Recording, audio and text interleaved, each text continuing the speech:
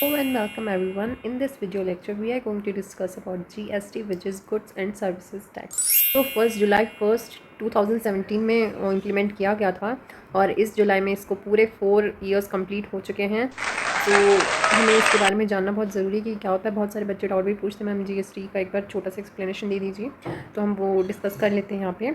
तो सबसे पहले जब नरेंद्र मोदी जी ने इसको इम्प्लीमेंट किया था जुलाई 2017 को, तब उन्होंने उसको बोला था गुड्स एंड सिंपल टैक्स। ऐसा क्यों बोला था?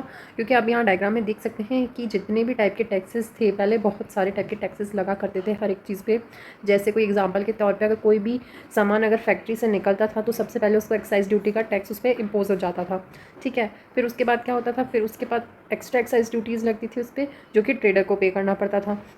अगर कोई गुड्स जो है हमारा वो लग्जरी आइटम के अंडर आता था, उस कैटेगरी में आता था, तो उस केस में उसको लग्जरी टैक्स भी पे करना पड़ता था, ठीक है। उसके अलावा सर्विस टैक्स तो लगता ही था, और भी बहुत सारे टैक्सेस हैं जो उस पर इम्पोज किए जाते थे, और इवेंचुअली उसका प्राइस बहुत ज़्यादा हाई हो जाता था, जिससे कंज्यूमर को भी प्रॉब्लम्स होती थी एंड बीच में ट्रेडर्स और सभी को प्रॉब्लम होती थी, क्योंकि उसका प्राइस तो इवेंचुअली कंज्यूमर को ही पे करना पड़ेगा।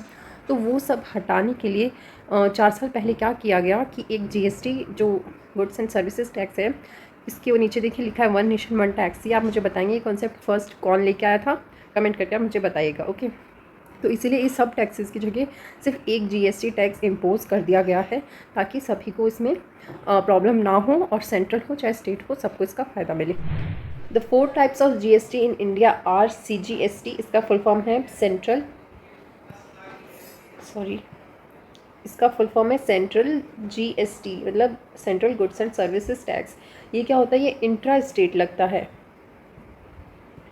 इंट्रा स्टेट मतलब within the same state, okay. जैसे अगर आप कर्नाटका में हैं तो कर्नाटका के अंदर ही जो आप ट्रेडर्स ट्रेडिंग करते हैं उस पर जो टैक्स लगता है वो इंट्रा स्टेट है। अगर कर्नाटका में है तो कर्नाटका के अंदर ही, यूपी में है तो यूपी के अंदर ही, तो जिस रिस्पेक्टिव स्टेट से आप हैं उसी के अंदर जो टैक्स लगता है उसको हम CGST बोलते हैं। मैंने इसका फुल फॉर्म नहीं लिखा है बिकॉज मैं चाहती हूँ आप इसको मेमोराइज़ करें और इसको अपनी मेमोरी में एकदम याद कर लें। अगर मैं लिख देती तो आप कहीं से पढ़ के भूल जाते हैं, ठीक है। तो आप अपनी नोटबुक में जहाँ पे नोट्स बनाते हैं वहाँ इसको लिख लीजिए, GST that means central goods and services tax. Next is state goods and services tax, okay, SGST। इसको स्टेट गवर्नमेंट है वो अप्लाई करती है, और इसमें क्या होता है कि इंट्रा इसमें भी इंट्रा स्टेट ही ये इम्पोज होता है टैक्स, ठीक है।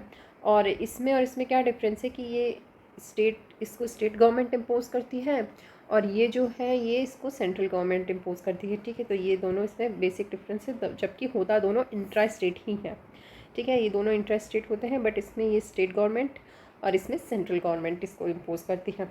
Next one is UTGST। UTGST का मतलब होता है union territory goods and services tax, ठीक है। कोई भी 2 यूनियन टेरिटरी के बीच में अगर कोई पार्टी या बिजनेसमैन अगर एक दूसरे को ट्रांजेक्शन कर रहे हैं तो उस पर लगेगा ये वाला टैक्स, UTGST, है ना। जैसे कि आप अगर चंडीगढ़